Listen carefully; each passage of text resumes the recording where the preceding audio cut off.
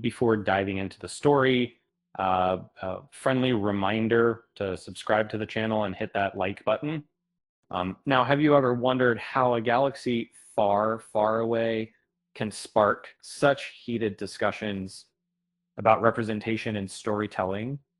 Uh, John Boyega, uh, known for his role as Finn in Disney's Star Wars sequel trilogy, has recently reignited conversations about racial representation in the franchise uh, in a candid moment during Apple TV Plus's documentary #1 on the call sheet, Black Leading Men in Hollywood. He pointed out that Star Wars often feels overwhelmingly white.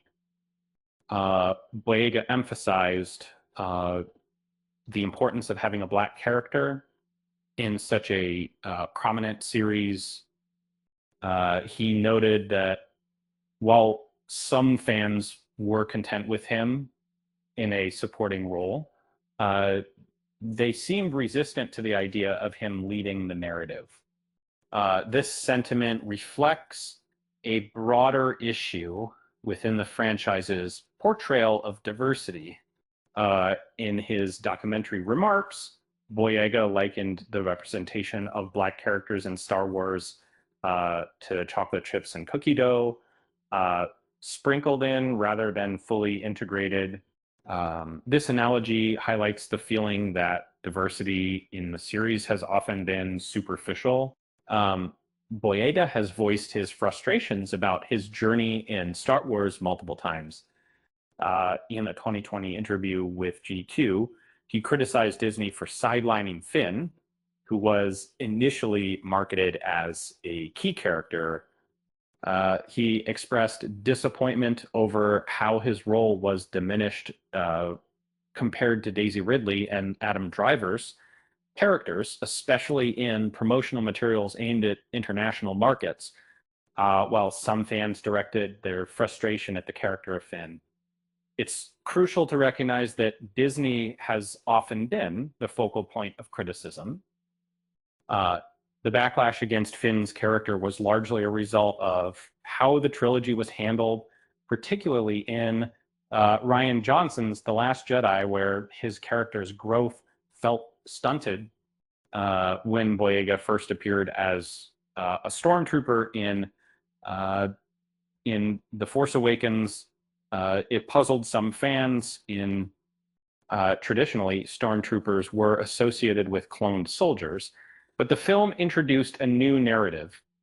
The First Order kidnapped and brainwashed children to create their ranks. This twist clarified Finn's backstory, but it also left some fans confused. Star Wars has a history of featuring Black actors in significant roles, yet critics argue that Finn's character, initially seen as groundbreaking, didn't fully realize its potential characters. Boyega's shift from criticizing Disney to addressing fans raises questions about the nature of the backlash. Some argue that it's easier to label critics as racists than to confront Hollywood's writing shortcomings. If the backlash were purely race-based, why did so many fans advocate for Finn to become a Jedi? The enthusiasm for his character's potential was evident long before Disney missed the chance to develop it. In a revealing moment, director J.J. Abrams later clarified that Finn was trying to tell Rey about his Force sensitivity. This revelation only added to the frustration surrounding the character's arc. As a cinema enthusiast, it seems Boyega and others might be missing a key point. Disney often uses diversity as a shield against criticism.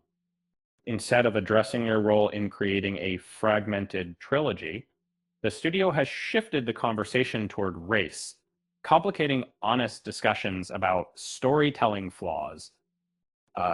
In the end, Boyega has every right to feel frustrated. However, it might be more productive for him to focus his energy on the studio that let him down rather than the fans who wanted more from his character. And after all, blaming the fan base rarely leads to a positive outcome. And remember, why did the Jedi cross the road? To get to the dark side.